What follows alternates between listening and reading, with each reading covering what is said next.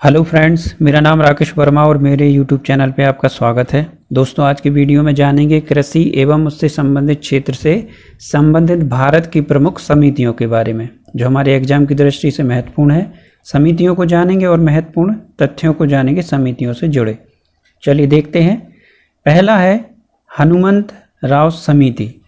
तो भारत सरकार द्वारा वर्ष 1997 में योजना आयोग के पूर्व सदस्य प्रोफेसर C.H. हनुमंत राव की अध्यक्षता में एक समिति का गठन किया गया।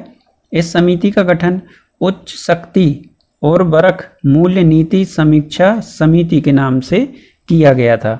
इस समिति ने अप्रैल 1998 में अपनी रिपोर्ट प्रस्तुत की और वर्गों की मूल्य नीति के संबंध में गठित उच्चाधिकार प्राप्त हनुमंत राव समिति ने उद्योग को नियंत्रण युक्त करने की सिफारिश की। सिफारिश ने उर्वरकों की मौजूदा प्रतिधारण मूल्य योजना को समाप्त करने की सिफारिश करते हुए कहा कि मूल्य निर्धारण करने का फैसला उर्वरक इकाइयों पर छोड़ देना चाहिए।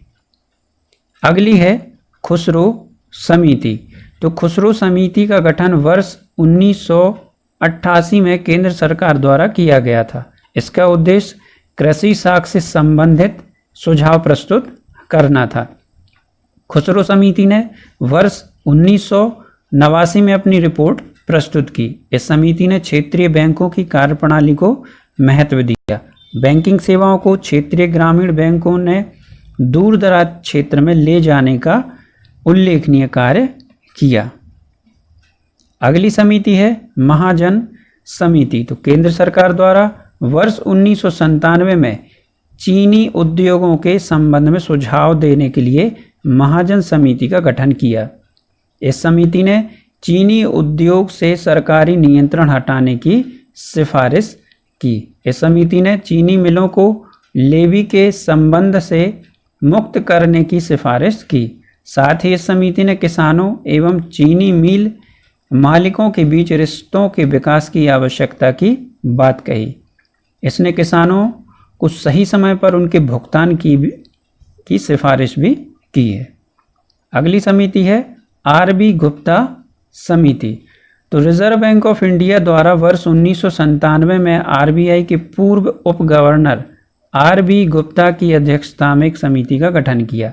इस समिति का गठन कृषि के लिए ऋण उपलब्ध कराने के संबंध में सुझाव देने के लिए किया गया था। इस समिति ने अप्रैल 1998 में अपनी रिपोर्ट प्रस्तुत की। इसने आवेदन पत्र और प्रलेखन को सरल बनाने का सुझाव दिया। इसने बैंकों से कृषि ऋण प्राप्त करने के लिए कृषि भूमि के बंधक पर स्टाम्प ड्यूटी के उन्मूलन का सुझाव दिया था। अगली समिति है सप्तऋषि समिति। तो केंद्र सरकार द्वारा सप्तऋषि समिति का गठन वर्ष 2002 में किया गया।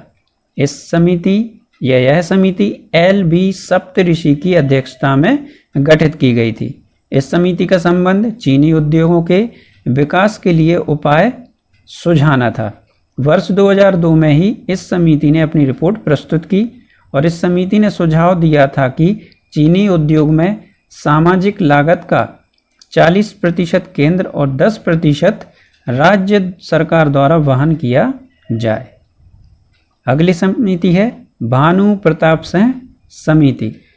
तो केंद्र सरकार द्वारा भानु प्रताप सिंह की अध्यक्षता में एक समिति का गठन 1990 में किया गया, जिसे भानु प्रताप सिंह समिति कहा जाता है।